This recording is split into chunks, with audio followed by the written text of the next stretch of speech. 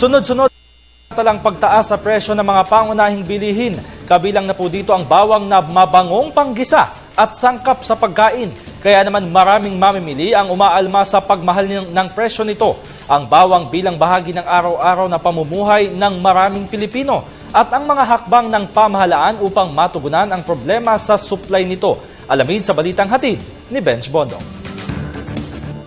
Kung kainan ng usapan, ang mga Pilipino hindi nagpapaiwan. Dahil sa ating mga kusina, isang sangkap ang hindi pwedeng mawala na nagbibigay sa ating mga putahe ng mabangong amoy at masarap na lasa. Ito ang Allium sativum o bawang.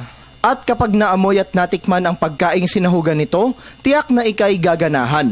Mabisa ring panlunas sa mga karamdaman ang halamang ito. Sa maraming pagkakataon, napatunayan na ng mga eksperto ang bisa ng bawang upang labanan ang maraming sakit mula sa simpleng ubo hanggang sa komplikadong cancer, diabetes at hypertension.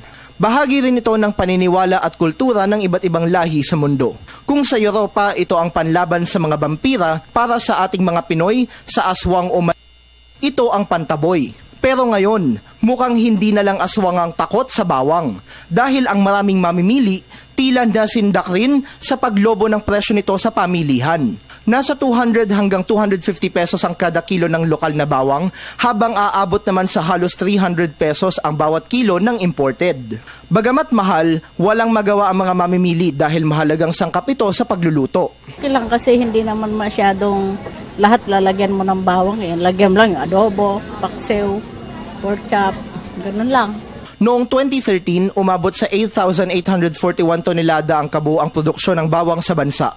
Mas mataas kumpara noong 2012 na nasa 8,681 tonelada lamang. Bagamat tiniyak ng Department of Agriculture na sapat ang supply ng bawang, kailangan pa ring mag-angkat upang matugunan ang malaking demand para rito. Kaya ang 29,000 tonelada ng bawang na una nang inangkat nitong Abril, posibleng madagdagan pa. Kaugnay nito, ipinanukala ng National Garlic Action Team ng ahensya ang pag-aproba sa higit 900 garlic import permits.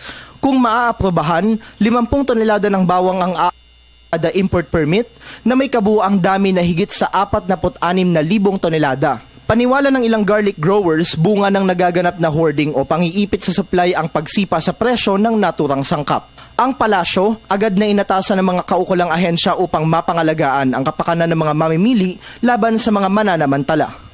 Kaugnay nito, hinihikayat rin ng publiko na bumili ng lokal na bawang na mas mabango at malasa kumpara sa imported. Ang bawang caravan ng DA nagsimula ng mag-ikot sa ilang mga pamilihan sa Metro Manila upang magbenta ng mas murang bawang sa presyong 100 hanggang 200 piso kada kilo. Sakaling bumalik na sa normal ang supply, inaasahang bababa ang presyo ng bawang simula sa susunod na buwan. Para sa Telebisyon ng Bayan, Benj Bondong.